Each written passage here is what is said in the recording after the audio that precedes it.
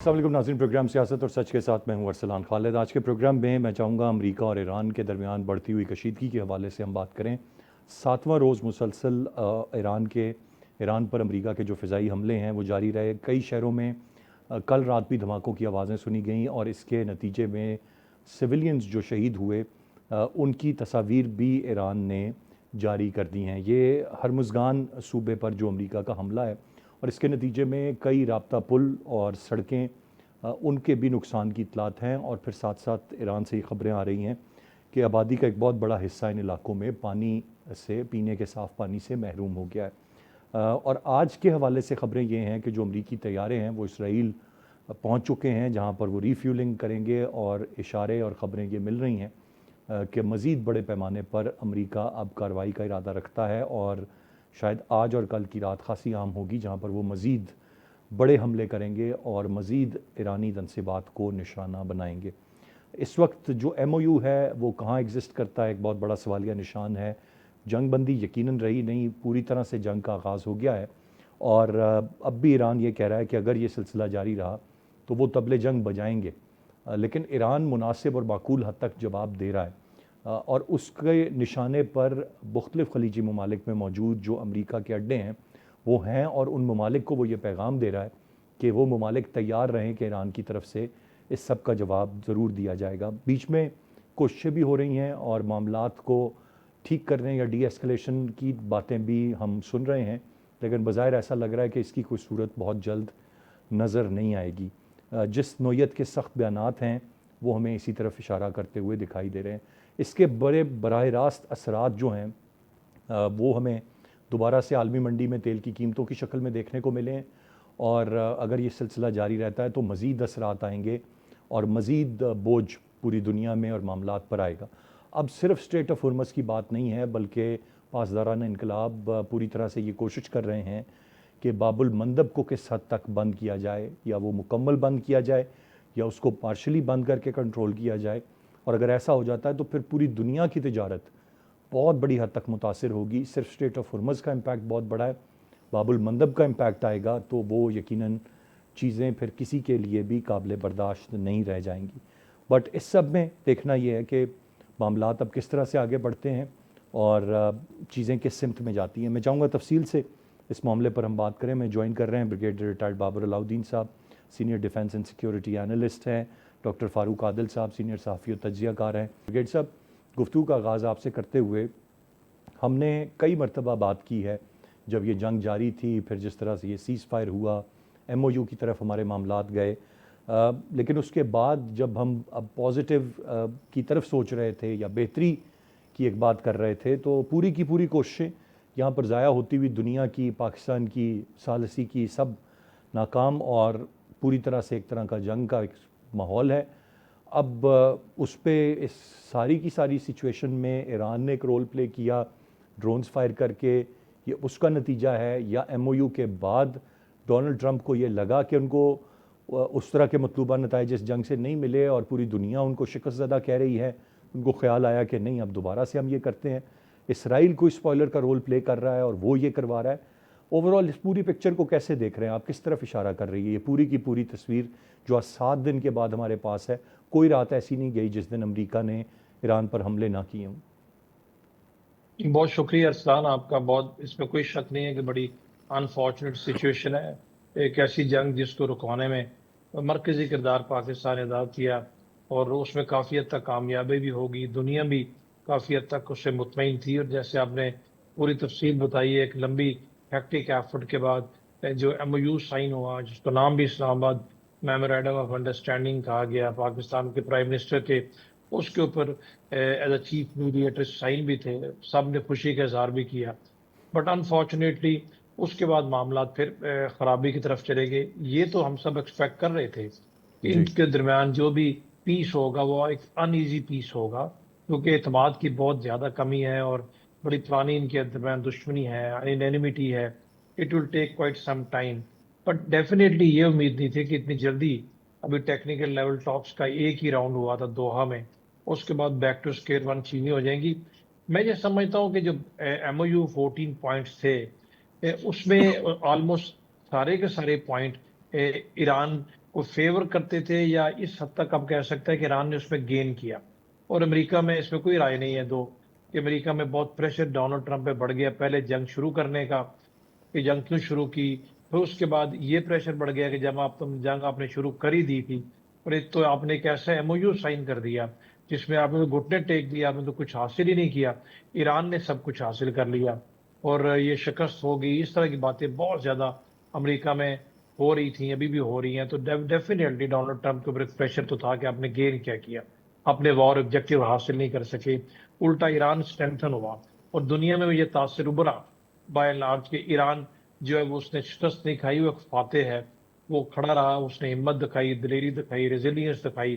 اور یہ جتنے بھی ایم او یو کے پوائنٹ تھے وہ ایرانینز کے ویو پوائنٹ تھے جو کہ جن میں پیش رفت ہوئی. انفارچونیٹلی میں یہ سمجھتا ہوں کہ جب اتنا کچھ آپ نے کر لیا اور آپ کو پتہ بھی ہے کہ امریکہ کے اندر بھی سپوائلر ہے, ڈونلڈ ٹرمپ ایک سیکنڈ تھاٹ دینا بھی چاہتے ہیں, اسرائیل ایک موجود ہے. ایران کی طرف سے وہ جو 2 ہفتے قبل یہ جو 3 جہازوں کو ٹارگٹ بنایا گیا جی وہ ایک ریزن بن گئی. امریکہ کو بہانا چاہیے تھا. میں نے یہ نہیں کہنا چاہ رہا کہ امریکی صدر خود بھی نہیں یہ کرنا چاہ رہے تھے, شاید وہ کرنا چاہ رہے تھے لیکن ان کو ایک بہانا چاہیے تھا. وہ نہیں, وہ انکالڈ فور تھا میرے نزدیک. اس میں ایران کو یہ سوچنا چاہیے تھا کہ جب آپ نے اتنا کچھ گین کیا ہے تو آپ 60 ڈیز کی بات ہے, آپ پیس کو ایک چانس دیں, آپ جا کے جو ٹیکنیکل لیول ٹاکس میں ان چیزوں کو ڈسکس کریں. آپ ورکنگ میکنزم آپ نے ہرمز وہیں پر ڈسکس ہونا تھا نا جی. اگر آپ سمجھتے ہیں کہ آپ نے ہرمز میں ایک جو اگریڈ جو ایک طریقہ کار تھا اس پہ امریکہ نے یا کسی نے خلاف ورزی کی ہے تو اس کا طریقہ یہ تو نہیں ہے کہ آپ اس کو ریٹیلیٹ کر دیں. اب یہ صورتحال جیسے آپ کہہ رہے ہیں کہ ابھی گلف میں جب آپ اٹیک کریں گے, ایرانین اپنی جگہ جسٹیفائڈ ہے کہ امریکن بیسز کو یا امریکن ایسٹس کو اٹیک کرتے ہیں. گلف کنٹری کہتے ہیں ہماری ساورینٹی متاثر ہوتی ہے. لوگ یہ کوشچن کرتے ہیں کہ جو امریکنز ایئر کرافٹ کیریئر ہیں ان پہ اٹیک کیوں نہیں ہوتا, ان پہ میزائل کیوں نہیں فائر ہوتے. آپ ان اڈوں پہ فائر کرتے ہیں اور جہاں پر امریکہ کا بہت زیادہ نقصان ہوتا بھی نہیں ہے. امریکہ نے اپنے زیادہ تر ایسٹ جہاں سے نکال کے سی میں انہوں نے شفٹ کیے ہوئے, وہاں سے وہ اٹیک کر رہے ہیں ایران کے اوپر, میجر جو اچھا. اٹیکس ہو رہے لیکن ہیں. بریگیڈ صاحب جو اور آپ نے بات کی کہ کیریئرز پر اور ان پہ اٹیک, وہ شاید ان کے پاس ایسا دفاعی نظام ہے یا کوئی ایسا معاملہ ہے کہ ایران کے میزائلز کی رینج سے وہ چیزیں باہر ہیں, کیا وجہ ہو سکتی ہے کہ وہاں پر اٹیک نہیں ہوتے؟ اور یہ دیکھیے جہاں تک دفاعی نظام کا ارسلان تعلق ہے وہ تو امریکن بیسز کے اوپر بھی ہے نا. جب قطر پہ, سعودی عربیہ پہ اور بحرین, کویت پہ اب جب امریکن بیسز پہ اٹیک کریں گے تو اس سے ان کو خاطر خواہ نتائج نہیں مل رہے صرف اس کے کہ آپ نے امریکن بیسز پہ اٹیک کر دیا. امریکن نے بھی اپنے پریکاشنری میئرز لیے ہوئے, تو اس کا نقصان یہ ہو رہا ہے کہ پورا گلف اس کی لپیٹ میں آتا چلا جا رہا ہے. ایران ہر کسی سے لڑائی نہیں لے سکتا. ہمارے لیے ڈیفیکلٹ سچویشن پیدا کر دی ہے. ہمارے سعودی عربیہ کے ساتھ ڈیفینس پیکٹ ہے. جب ہوتیز کے ذریعے آپ یمن سے ان پہ اٹیک کریں گے پرابلم بڑھے گی. کل ایران نے شام پہ بھی میزائل داغے ہیں. ابھی اس طریقے سے آپ کیسے چیزوں کو لے کے آئے؟ اور اب جیسے آپ نے فرمایا 8-9 دن سے آپ کے اوپر روزانہ ایریل بمبارڈمنٹ ہو رہی ہے, آپ کا نقصان ہو رہا ہے, آپ کا کمیونیکیشن انفراسٹرکچر مزید تباہ ہو رہا ہے. امریکہ کا کیا اس میں جا رہا ہے سوائے جو کہ اس کے پیسے خرچ ہو رہے ہیں یا اس کا جو ڈیفنس بجٹ اس پہ سٹرین پڑ رہا ہے. ابھی ایران کے پاس اس کا کاؤنٹر کرنے کے لیے سوائے میزائلز کے کچھ بھی نہیں ہے. وہ میزائل کا سٹاک پائل پہلے جتنا نہیں ہے. تو میں یہ سمجھتا ہوں کہ بیٹر سینس پریویل کرنی چاہیے. پاکستان نے جو دوبارہ رینیوڈ کوششیں کی ہیں ان کوششوں کی بنیاد کے اوپر یہ جنگ بند ہونی چاہیے. رائٹ ایران کو بھی بریگیڈ صاحب, 5000 کے بالکل خلاف کوئی سوچنا چاہیے, امریکہ کو بھی سوچنا آپ کا چاہیے. بالکل ایسے پوائنٹ چیزیں آ نہیں گیا. ٹھیک. میں ڈاکٹر صاحب کی جانب بڑھوں گا. ڈاکٹر صاحب, بات تو اب سارے یہی کر رہے ہیں کہ سوچنا چاہیے اس پر, ایران کو بھی ڈیفینیٹلی سوچنا چاہیے. اور خاص طور پر اگر ایران کے پوائنٹ آف ویو سے ہم دیکھیں تو ان کے پاس کیا چارہ ہے کہ وہ اب کیپیسٹی اور سکل سیٹ کو ہم بہت زیادہ نہیں جانتے. شاید ان کو یہ نشانے آسان لگتے ہیں, یہ ٹارگٹس جو بیسز ہیں ان کی میپنگ بہت بہتر انداز میں شاید ان کے پاس ہوگی کمپیئر ٹو سمندر میں کسی چیز کو ٹارگٹ کرنے کے حوالے سے. شاید جہاں پر مضبوط دفاعی نظام ہے یا موبلٹی میں ہے وہ پورا کا پورا بیڑا. پر یہ جو کچھ بھی ہو رہا ہے اس میں ایک عام تاثر یہی ہے کہ شاید بہت سارے ممالک خلاف ہوتے جا رہے ہیں ایران کے, لیکن ایران کیا کرے؟ اگر بمباری ہوتی ہے تو اس کا جواب بھی اس سے دینا ہے. اسٹریٹ آف ہرمز کا ایک ٹول اس کو مل گیا ہے جس کو وہ کسی صورت نہیں کھونا چاہتا, وہاں پر وہ اپنا کنٹرول رکھنا چاہتا ہے. What is the way forward now? اب آگے مسئلہ کا حل کیا ہے؟ یہ سلسلہ ڈاکٹر صاحب آپ کیا سمجھتے ہیں کہ آپ کو یہ فل فلیج دوبارہ سے وار آلریڈی شروع ہو چکی ہے میری نظر میں تو، لیکن کیا مزید آگے بڑھے گی یہ اب جنگ اور مزید شدت آئے گی اس میں؟ شکریہ ارسلان. میں یہ سمجھتا ہوں کہ ایران تو کسی طرح سے ایسکیلیشن چاہتا نہیں، اور یہ بھی میرا خیال یہ ہے، جتنی میری معلومات ہیں، جتنا میں جان پایا ہوں، کہ ڈونلڈ ٹرمپ بھی ایسکیلیشن تو نہیں چاہتا. تو اب سوال یہ ہے کہ اگر ایسکیلیشن نہیں چاہتا تو یہ جنگ کیوں ہو رہی ہے؟ میرے خیال میں اس جنگ کی یہ جو دوسرا راؤنڈ ہے، اس کا سبب اس میمورنڈم آف انڈرسٹینڈنگ میں موجود ہے جس نے ڈونلڈ ٹرمپ جیسی طاقتور شخصیت کو امریکہ میں اس کی پاپولیرٹی کو زیرو تو نہیں کہہ سکتے لیکن کمزور کر دیا. یہ جیسے ابھی بریگیڈیئر صاحب فرما رہے تھے، وہ یہی بات تھی کہ وہ میمورنڈم ایران کے حق میں چلا گیا، اور اس کے سوا چارہ بھی نہیں تھا کہ کوئی اور میمورنڈم کسی اور طرح کا ہوتا. ایسا ہی بننا تھا میمورنڈم. لیکن اس سے جو ایک شرمندگی کی کیفیت پیدا ہو گئی ڈونلڈ ٹرمپ کے لیے، وہ اس سے نکلنا چاہتا ہے. جی. اور یہ جب جن جہازوں پہ حملہ کیا ایران نے، دراصل وہ میمورنڈم کی خلاف ورزی ہی تھے. ایران نے جو راستہ بتایا تھا کہ یہاں سے جہاز گزریں گے، وہاں سے جہاز گزارنے کے بجائے کسی اور جگہ سے گزارے گئے. اب یہ چیزیں سامنے آ رہی ہیں کہ یہ خود خواہش امریکہ کی تھی کہ ایسا ہو، اور کیوں نہیں اس سے ایران نے اس سے تعارض کیا، کیوں نہیں اس سے یعنی درگزر کیا. سبب یہ تھا کہ یہ معاہدے کی یا انڈرسٹینڈنگ کی خلاف ورزی تھی. ایران کی تھنکنگ یہ رہی ہے کہ اگر اسی مرحلے پر، جبکہ ابھی تازہ معاہدہ ہے، اس کی خلاف ورزی شروع ہو گئی تو پھر اس کی کوئی یعنی یوں سمجھیے کہ حد نہیں ہوگی، یہ بڑھتی چلی جائے گی. تو لہٰذا بہتر یہ ہے کہ اس خرابی کو ابتدا سے ہی ختم کر دیا جائے.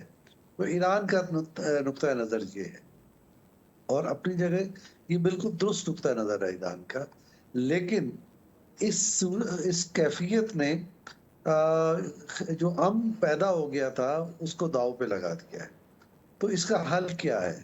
میں یہ سمجھتا ہوں کہ اب ایک نئی کوشش شروع ہونی چاہیے جس کے آثار موجود ہیں. مثلاً یہ کہ کل بھی امریکیوں کی اور ایرانیوں کی بات چیت ہوئی ہے، ان کے درمیان رابطے موجود ہیں. یہ رابطے روشنی کی کرن ہے. ابھی کل جو اسٹیٹمنٹ آئی نائب وزیر اعظم اور وزیر خارجہ پاکستان اور چین کے وزیر خارجہ کی، جس میں انہوں نے یہ کہا کہ اس کی عمل درآمد کیا جائے میمورنڈم آف انڈرسٹینڈنگ پر، تو یہ دو امید کی کرنیں. اس کا مطلب یہ ہے کہ باقی گلف کے ممالک کی طرف سے بھی کہا گیا کہ سفارت کاری کے مواقع کو ختم نہ کیا جائے، ان کو برقرار رکھا جائے. یہ برقرار رہیں گی. یہ بہرحال جو اس تھنکنگ پر ایران اس کیفیت میں چلا گیا ہے، جو جنگ کی کیفیت ہے کہ میرا اور کیا بگاڑ لیں گے، میرا جو بگڑنا تھا وہ بگڑ گیا، اور خطے میں کون پہلے ایران کے ساتھ تھا جو اب اس کے ساتھ ہوگا. تو ایران تو اسی کیفیت میں واپس چلا گیا جس میں پہلے تھا. لیکن ابھی بھی یعنی یہ جو میں نے ایک دو آپ سے اشارے دیے، اس کے علاوہ بھی اگرچہ ریزینٹمنٹ عربوں کی طرف سے اور اس پہ پریشانی موجود ہے، اور وہ اس پہ ناپسندیدگی کا اظہار بھی کر رہے ہیں کہ وہ حملے کیے جا رہے ہیں جو کہا جاتا ہے کہ وہ امریکی ایسٹس پہ ہے، لیکن ریٹیلیشن نہیں آ رہا ان کی طرف سے. اور اگر ریٹیلیشن نہیں آ رہا تو یہ بھی سفارت کاری کو موقع دینے کی بات ہے. تو اس لیے امید چھوڑنے والی کوئی بات نہیں ہے. اب قصہ کیا ہے؟ قصہ یہ ہے کہ جس کیفیت میں ڈونلڈ ٹرمپ پھنس گیا ہے، اس کو نکالنے کے لیے کوئی جتن کیا جائے. رائٹ. اس میں ایران کا بھی کردار موجود ہے اور ثالثوں کا کردار بھی موجود ہے، اور ایک یعنی بڑے طاقتور ملک کی حیثیت سے خود کچھ اس کو بھی معاملہ فہمی کرنی چاہیے ڈونلڈ ٹرمپ. بالکل آپ نے درست فرمایا، اور آپ نے جس طرح سے کہا کہ یہ ممالک جواب نہیں دے رہے، اس میں سر فہرست تو قطر جو کہ باقاعدہ ثالث تھا ساتھ، اور الحدید ایئر بیس پر ایک نہیں متعدد بار اب تو حملے ہو چکے ہیں. اور پھر اسرائیلی میڈیا نے پلے اپ کرنے کی اس کو کوشش کی کہ ایک معاملہ چلایا کہ شاید قطر کچھ حملے کرنے میں انٹرسٹڈ ہے واپس ایران پر، یا اس طرح کی کوئی بات کر رہا ہے. لیکن فوراً پھر قطریوں نے اس کی کلیریفیکیشن دی اور کہا کہ نہیں، ہم اس طرح کی کسی چیز کی طرف نہیں جا رہے ہیں، وچ از اے پازیٹیو سائن. لیکن کتنی دیر تک یہ خاموشی رہے گی اور کب کوئی بھی عرب ملک اس سب میں کود پڑے گا وائلیشن پہ، we don't know about it. But میں آگے بڑھنا چاہوں گا بریگیڈ صاحب. ایک چیز جو میں جاننا چاہتا ہوں، بہت دیکھیں ابھی روس کے حوالے سے آج خبریں ہیں کہ وہ ایران اور عرب ممالک کے درمیان معاملات کو بہتر کرنے، بات چیت کے لیے کوشاں ہیں. پاکستان نے بینگ اے نیوکلیئر کنٹری اور اس خطے کے ایک اہم ترین ملک کے طور پہ اپنا کردار ادا کیا. قطر جس کا کردار ہی میڈیشن کا مختلف معاملات میں جانا جاتا ہے، وہ سٹیپ اپ کیا. اس سب میں ایک پراسرار سی خاموشی کہہ لیں یا ایک بالکل خاموشی، یا کیا معاملہ ہے، کیا وجہ ہے؟ وہ چین جیسے سب سے اہم ملک کی خاموشی ہے. How do you see that? اس طرح ہو نہیں سکتا کہ بالکل اس کے پڑوس میں جنگ لگی ہوئی ہے اور وہ اس پر خاموش ہے یا اس کو تشویش نہیں ہے، لیکن کوئی بیان نہ آنا اور ظاہری طور پر بیک اینڈ سے مجھے نہیں پتا، اگر آپ کے پاس کوئی انفارمیشن ہے، ظاہری طور پر کوئی کوشش کا بھی نہ کیا جانا، یہ سب کیا ہے سر؟ دیکھیں، چین کا ایک اپنا طریقہ کار ہے ارسلان. ان کی ڈپلومیسی دنیا سے ڈفرینٹ ڈپلومیسی ہوتی ہے. وہ آپ کو پتا ہے کہ کانفلکٹ میں، ڈسپیوٹس میں ڈائریکٹلی نہیں آتے، لیکن as a very very important country of the world اپنا وہ اسٹیٹمنٹ دیتے ہیں. ایران اور امریکہ کی جنگ پہ بھی ان کی اسٹیٹمنٹ ہمیشہ سے یہی رہے کہ ریسٹرینٹ کا مظاہرہ کرے اور جنگ ختم ہونی چاہیے اور گیو پیس اے چانس. اور ابھی بھی جو ہمارے ڈپٹی پرائم منسٹر وہاں پر گئے ہیں، ان کی جو فارن منسٹر سے ملاقات ہوئی ہے، اس میں بھی اسی طرح کی بات چیت کا اظہار کیا گیا. کوششیں ابھی بھی ہو رہی ہیں، پاکستان بھی کر رہا ہے، لیکن جس کو کہتے ہیں نا کہ تھوڑی بہت فرسٹریشن یہ ضرور ہوتی ہے کہ اتنی مشکل سے آپ نے ایک سفر طے کیا اور اتنی مشکل سے آپ نے دونوں کو بٹھایا کہ ایم او یو سائن کیا، اور پھر پل بھر میں ہی وہ سب کچھ واپس ہو گیا. اور جو کتنی ہیکٹک ایگزاسٹنگ قسم کی ایفرٹ تھی جو پاکستان کی تھی، اور ڈیفینیٹلی دوسرے ممالک ہمارے ساتھ تھے، جو سالس بیچ میں خود قطر ہے اس کو ایران نے ٹارگٹ کر دیا. تو اس لیے میں یہ نہیں کہہ سکتا کہ چین بالکل ہی خاموش ہے. چین پس پردہ کوشش تو ابھی بھی یقینی طور پہ کر رہا ہے، اور پاکستان کی جو ایفرٹس ہیں اس میں چین کی سپورٹ شامل ہے. اور یہ چیز زیر بحث یقینی طور پہ آئی ہے جب پاکستان کے فارن منسٹر نے چینی حکام سے، ان کے فارن منسٹر سے ملاقات بھی کی. آئندہ چند دنوں میں بی ویک اور سو یہ ایفرٹس آپ کو پس پردہ سے نکل کے ظاہر ہوتی ہوئی نظر آ جائیں گی. لیکن کمپلیکس ایشو ہے نہیں ذرا، اس میں یہ سوچنے کی ضرورت ہے جو ہم چیزیں پہلے ڈسکس کر رہے ہیں کہ دنیا یہ ایسی جنگ نہیں ہے ارسلان کہ جس میں اگر آپ نے ہرمز بند کر دیا، باب البندر بند کریں گے تو دنیا ہاتھ پہ ہاتھ رکھ کے بیٹھی رہے گی. یہ نہیں، پھر نہیں ہونا. پھر جی دوسروں کی طرف سے انٹروینشن اس میں آئے گی، بیکاز دنیا کی پوری اکانومی اتنی سخت انڈر پریشر آ گئی ہوئی ہے کہ باب المندب بھی اگر بند ہوتا ہے تو ایسے ہو نہیں سکتا کہ آپ قدرتی ایک آبی گزرگاہ کو اس طریقے سے بند کر دیں. جب بھی کبھی کسی نے ایسی کوشش کی ہے، ریئیکشن اس پہ آیا ہے، تو یہ نہیں ہوگا. But that will be more dangerous, کیونکہ جب اس میں ہوگا تو ڈیفینیٹلی کانفلکٹ اس میں بڑھ بھی سکتا ہے. میں جو بات پہلے بھی کرنے کی کوشش کر رہا تھا کہ بہت سارے دنیا کے ممالک ایران کی مورل سپورٹ میں تھے. انفارچونیٹلی وہ مورل سپورٹ ابھی یا تو خاموش ہوتی ہوئی نظر آ رہی ہے، پیچھے اٹھتی ہوئی نظر آ رہی ہے. اس کی ریزن یہ سرکمسٹانس سارے بن گئے ہیں. جب بھی کانفلکٹ ہوتا ہے آپ کو کانفلکٹ کو کنٹین رکھنا چاہیے صرف ایک پرٹیکولر تھیٹر تک. جب اس کو تھیٹر آف وار کو بہت زیادہ بڑھا دیں گے، ہر کسی کے ساتھ آپ جنگ میں الجھ جائیں گے، تو پھر آپ کے لیے مشکل ہو جاتا ہے، خاص اچھا، طور پہ اس پہ جب بریگیڈ دفاعی صاحب ایک لحاظ سے کاؤنٹر آپ. آرگومنٹ آتا ہے کہ مرتا کیا نہ کرتا. ایک جنگ جس طرح آپ نے ان پر لاگو کر دی ہے اور ساری چیزیں ہیں، تو آئی مین دل گو ٹو اینی ایکسٹینٹ. اگر آپ وہاں اسکول، ان کے سپریم لیڈر کو آپ نے شہید کر دیا، آپ معصوم بچیوں کے اسکولز کو نشانہ بنا رہے ہیں، اب آپ پلوں اور سڑکوں اور پانی کی لائنز کو نشانہ بنا رہے ہیں، آج رات آپ کہہ رہے ہیں ہم جوہری تنصیبات کو اور باقی چیزوں کو نشانہ بنائیں گے، تو پھر تھیٹر آف وار ایک آپشن یہ ہے کہ وہ چپ کر کے بیٹھ جائیں، اور دوسرا یہ ہے کہ جو ان سے بن پڑتا ہے وہ کریں. سو مورل سپورٹ لوز کرنے کی وجہ آپ اسٹریٹ آف ہرمز والے واقعے پہ اشارہ کرتے ہوئے کہہ رہے ہیں کہ وہاں سے معاملات دوبارہ آگے بڑھے اس لیے ایران مورل سپورٹ لوز کر رہا ہے، یا باقی معاملات دنیا کی معیشت کی وجہ سے آپ کہہ رہے ہیں کہ ایران سپورٹ لوز کرے گا؟ دنیا میں پرسیپشن یہ بلڈ تیزی سے ہو رہی ہے کہ پاسداران انقلاب جو ہے وہ ہارڈ لائنرز ہیں، وہ چیزوں کو اس طریقے سے حل کرنا نہیں چاہتے. ان کا ایک اپنا سٹانس رہا ہے through out 47 years of Iranian revolution. اور جب اس میں پرسیپشن ایک بلڈ ہونی شروع ہو جائے، کچھ اس میں چیزیں ری انفورس اس پرسیپشن کو کر دیتی ہیں. ہم سب کی ہمدردیاں ایران کے ساتھ ڈے ون سے ہیں، آج بھی ہیں. ہمارا برادر اسلامی ملک، اور جتنا ہم نے ان کے لیے کیا ہے دنیا میں کسی نے نہیں کیا، ہم آج بھی کر رہے ہیں. لیکن جو 2 دفعہ ہمارے آرمی چیف وہاں پر گئے، یہی چیزیں ان کو بتانے سمجھانے گئے ہیں. بھائی ڈپلومیسی میں کوئی طریقہ کار ڈیفینیٹلی آپ کو نکالنا پڑتا ہے.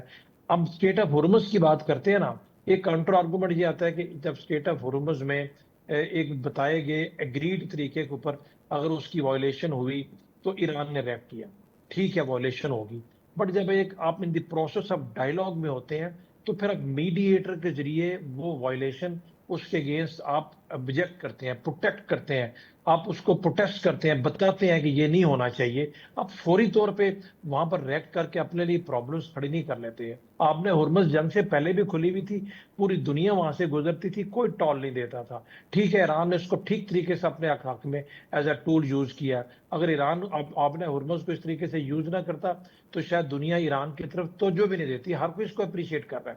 بٹ میرا کہنے کا پوائنٹ یہ ہے کہ اس طریقے سے ابھی ایران جیسے آپ کہہ رہے ہیں ان کو ٹارگٹ کر رہے ہیں, ابھی ایران کے پاس ریئیکشن میں ہے کیا اس میں ارسلان؟ میں تو یہ کہتا ہوں حکمت بھی کسی چیز کا نام ہوتا ہے نا, پرنسپلڈ ہے, اس میں کوئی شک نہیں, دلیر نیشن ہے, بہادر ہے, کھڑے ہوئے ہیں, کھڑے رہیں گے. لیکن آپ پانی کے بغیر یار, آپ کھانے پینے کے بغیر کٹ اف ہو کے دنیا میں ہاؤ کین یو سروائیو؟ آپ نے 10 کروڑ کا آپ کا ملک ہے.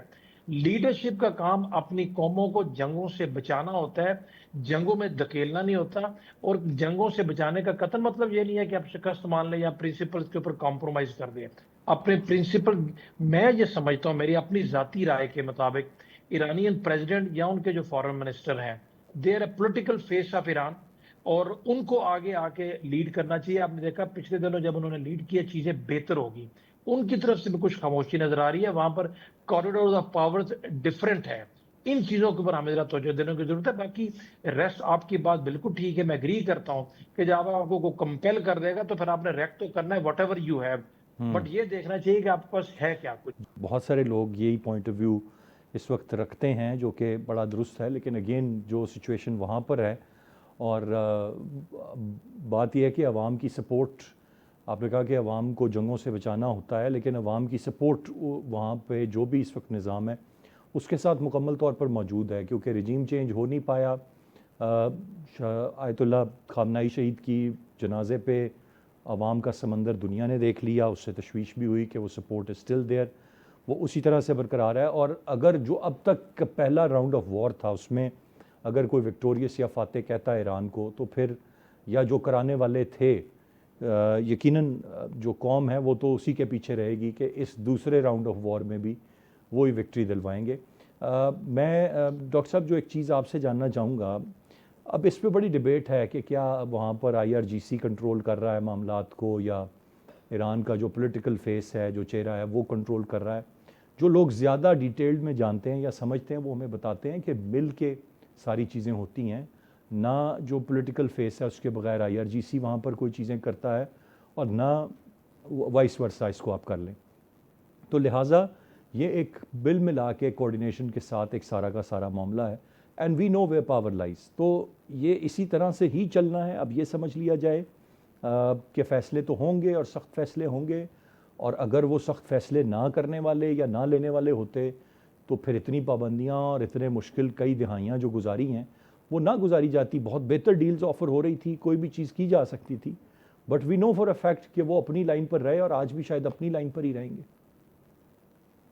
ارسلان دیکھیے, جو آپ نے ایک وہاں کا کمبینیشن کے بارے میں بات کہی, یہ دونوں جو پاور کوریڈور ہیں, یعنی پولیٹیکل فیز بھی اور انقلابی گارڈز بھی, ان دونوں کو ظاہر ہے کہ بالکل مل کے اپنے ملک کو ڈیفینڈ کرنا چاہیے, سیاسی سطح پر یا عسکری سطح پر, دونوں سطحوں پر ایسا ہی ہونا چاہیے. یہی آئیڈیل صورتحال ہے, اور ہماری توقع اور خواہش بھی یہی ہے کہ وہاں ایسے ہی ہو.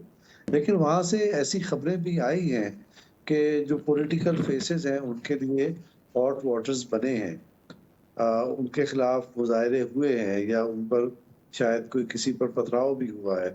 اس طرح کی چیزیں ہوئی ہیں, اور یہ بڑی انفارچونیٹ ہیں, یہ تو نہیں ہونا چاہیے.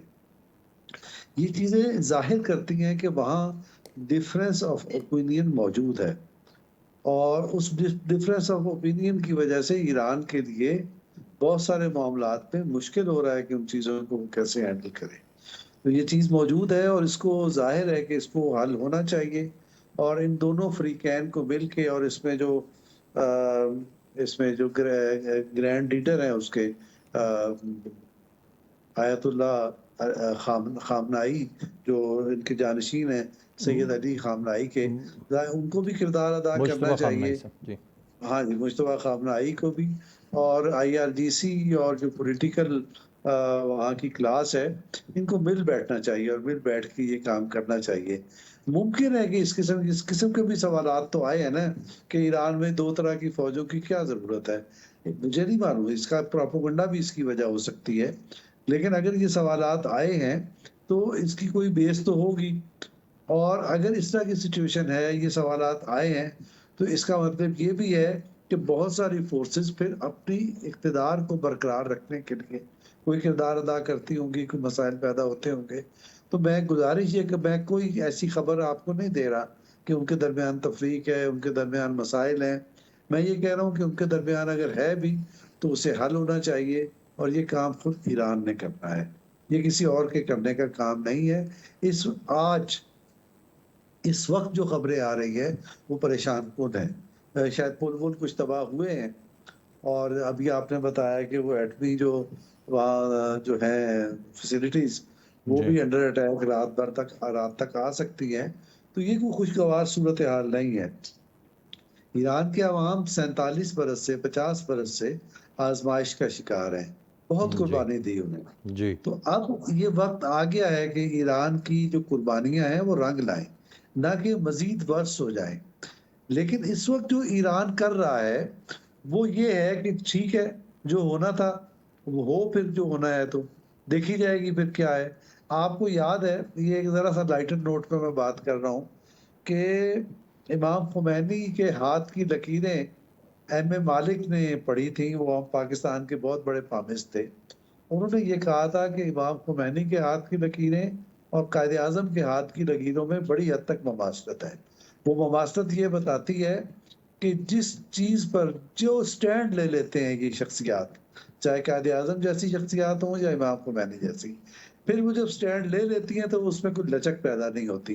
یہی غیر لچک رویہ تھا بانی پاکستان قائد اعظم محمد علی جناح کا کہ پاکستان بن گیا، اور یہی بے لچک رویہ تھا امام خمینی کا کہ وہاں یعنی 2500 سالہ بادشاہت جو ہے اس کا خاتمہ ہو گیا. تو کیا وہ جو بے لچک رویہ ہے وہ ٹریول کر کے ٹرکل ڈاؤن ایفیکٹ اس کا ہو رہا ہے اور وہ آج ہمیں دکھائی دے رہا ہے. تو اگر وہ استقامت ہے اپنے موقف میں تو یہ بڑی اچھی بات ہے، اس میں بری بات نہیں ہے. لیکن حکمت جو ہے وہ بھی بہت ضروری ہے. دنیا کو دشمن بنا لینا یا وہ لوگ جو اس آزمائش میں آپ کے ساتھ آ کھڑے ہوئے ہیں ان کو آزمائش میں ڈال دینا، یہ مناسب بات نہیں ہوگی. یہ بات ایران کے سوچنے کی. بالکل جی، آپ نے درست فرمایا. اور اس وقت جو صورتحال ہے وہ ڈیفینیٹلی اچھی نہیں ہے. ہم امید کر سکتے ہیں چیزیں بہتری کی طرف جائیں اور یہ جنگ دوبارہ سے ایک جنگ بندی ہو اس میں اور معاملات معمول کے مطابق آئیں. دونوں رسپیکٹیبل گیسٹ کا بہت شکریہ ادا کرنا چاہوں گا. ناظرین، آج کے پروگرام سے اتنے. احسان خالد کو اجازت دیجیے. اللہ نے کے